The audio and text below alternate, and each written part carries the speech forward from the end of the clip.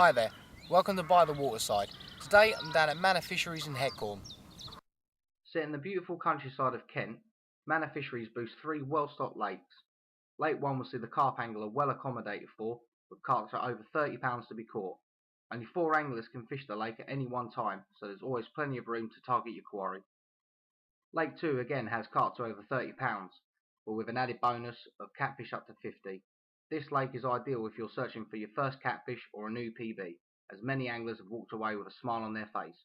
Again, only 4 anglers can fish this lake at any one time. Lake 3 is a mixed lake with carp up to double figures, bream and tench to £8, perch to 4, with roach, rudd and crucian carp for good measure, and this is the lake I intend to fish today. There is also a cabin by the lakes, with flushing toilet, hot and cold running water, a microwave, toaster, sink and tables and chairs.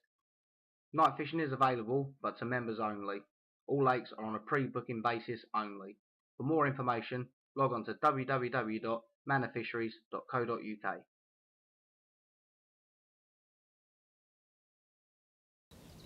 Okay then, so I'm going to be using a 2-rod setup today. The first rod's going to be my 10-foot commercial float rod.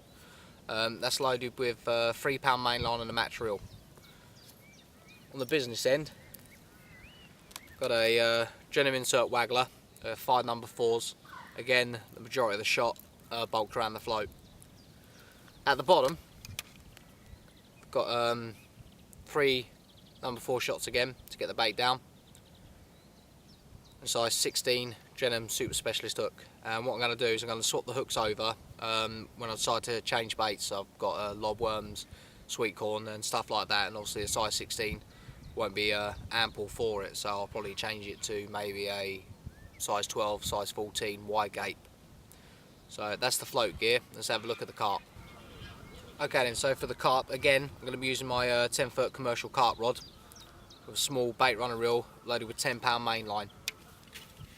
For the rig today, what I've got is a size 8 quarter curve shank hook with about 2 inches of 15 pounds quarter end trap, size 8 swivel, and a quarter 2-ounce inline pair. But what I've done with the pair lead is I've removed the insert, so it's just slightly more free running, because there's not you're not allowed to have any bolt rigs on these lakes, so it just gives it a bit more freedom to move. And at the top of that, I've got a small tail rubber, and what that's going to allow me to do is attach the PVA bag. And I'm going to be fishing it snowman style today. It's a method I haven't used before, so it's going to be a bit different. So what we'll do is we'll have a look at the bait now, and then we'll get fishing.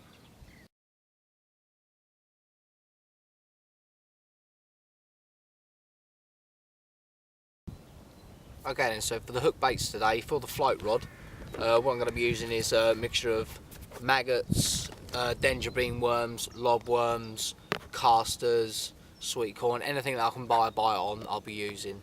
I might even cocktail it, worms and corn, maggots and worms, maggots and corn, so forth and so forth.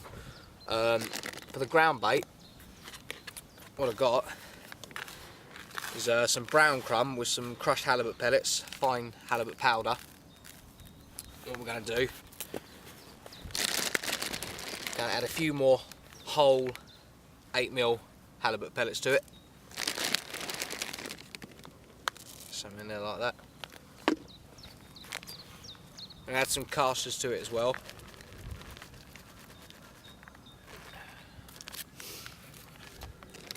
And then a nice big tin of hemp. Get all the juices in there. Always adds to the flavour, doesn't it? And of course some sweet corn. Again, get all the juices in there.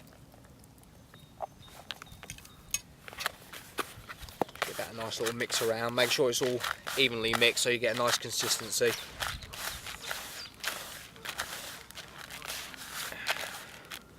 What we'll do is we'll get some lake water.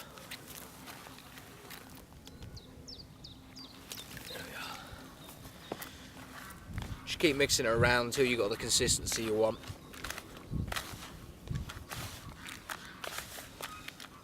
That should do. but what I'm also going to be adding to the ground bait today as well is a little bit of CC Moore's Engage XP liquid. And we'll get some of that in there. You don't want too much, it's quite powerful stuff. Cool.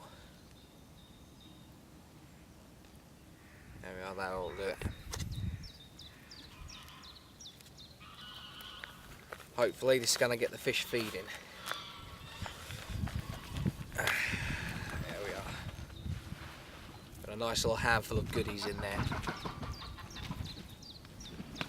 So that's the bait and the ground bait for the float rod.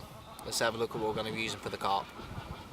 Okay then, so for the carp bait today, like I stated before, what I'm going to be using is the snowman setup and in a PVA bag. Contrary to what people think, myself personally, you read in a lot of the carp magazines these days that you're meant to use small baits with small micro pellets or small particles in a PVA bag. Well, I'm turning that on its head a bit today. What I'm going to be doing is using big baits with big freebies in a PVA bag. Let me show you what I mean. For the PVA bag itself, what I got is I've got some chopped up luncheon meat. What I'm going to do to that is I'm going to add some of this meteor stick mix from CC Moore's. Get some of that in. You don't want too much, just enough to make a few bags up.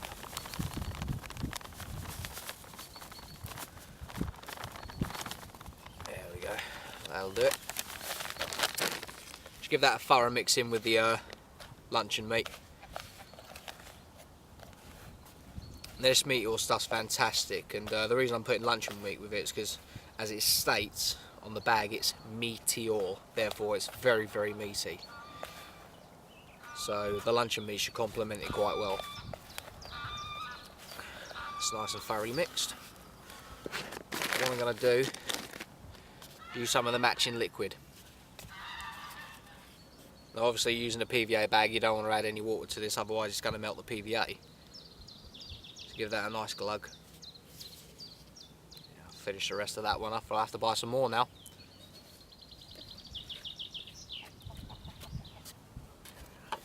And give that a good mix.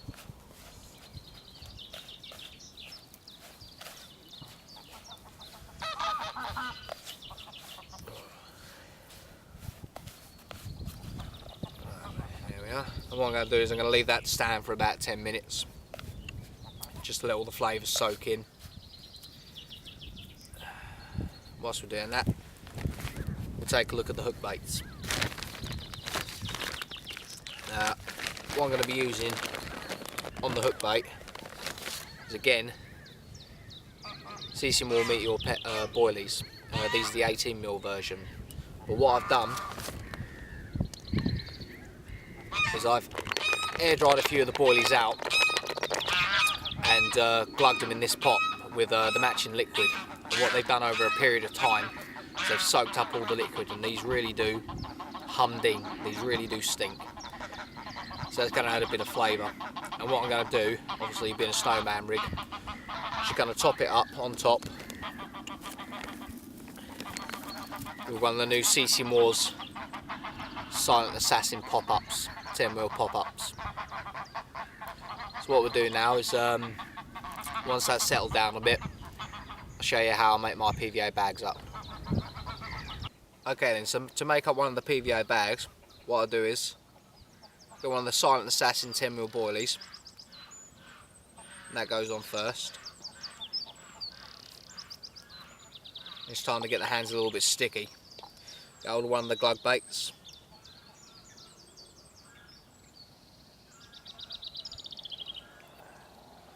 There we are. Nice and gooey. Put the lid back on.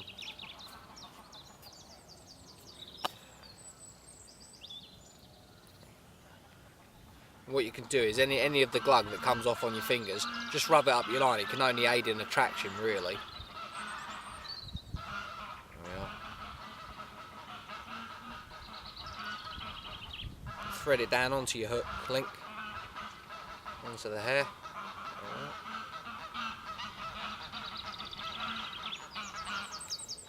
Okay, get a boilie stop.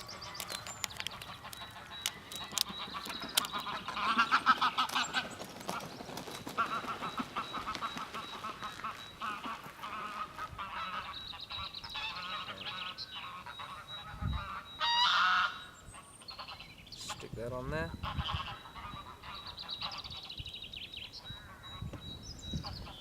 Do apologise about the noise. There's a lot of grey-leg geese around at the moment. They've looks like they're coming for the mating season. So, alright. So there's a snowman set up. What we'll do now.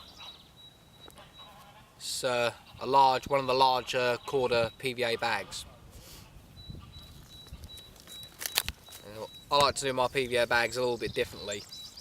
On the back of the packet it states that you should put the lead in first, fill out with a little bit of bait and then put your hook bait in. But as I said before, I'm going to change this around a little bit. So what I'm going to do, get some of the PVA mix, just get a little layer in the bottom, just tap that down, make sure it's spread around evenly. Unfortunately, you do get rather sticky fingers with this glug, so then what I'm going to do is I'm going to put the hook bait in first.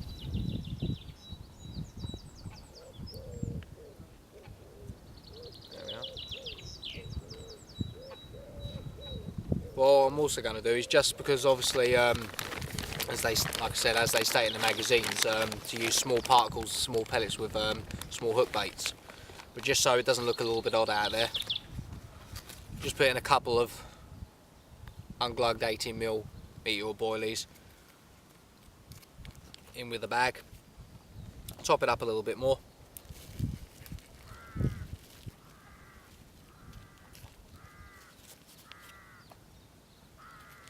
we are. And now I'll put the lead in.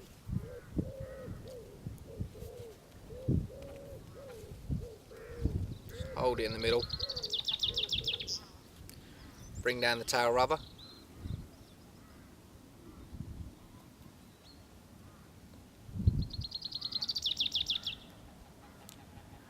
Make sure that fits in there nicely. And then again, top it up with a little bit more. Just compact it down a little bit.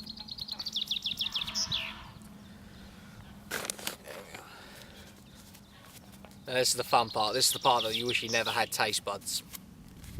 Because if you got any on your hands and you got any on the outside of the PVA bag, you're going to know about it.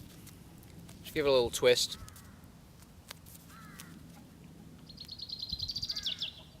Just dampen it. Ah, yeah, you can taste that.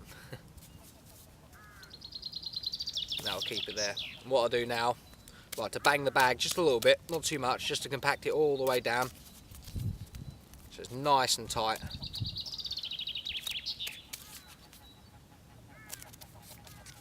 If you need to, just lick the bottom of the twist, just so it stays all together in flight. Last thing you want to be doing is casting out, having a nice little meteor PVA bag hit you in the head. Then what I'll do, just to make it a little bit more aerodynamic, just take the corners, push it down, make it a little bit more compact. Lick the corners down, do the same with the other one.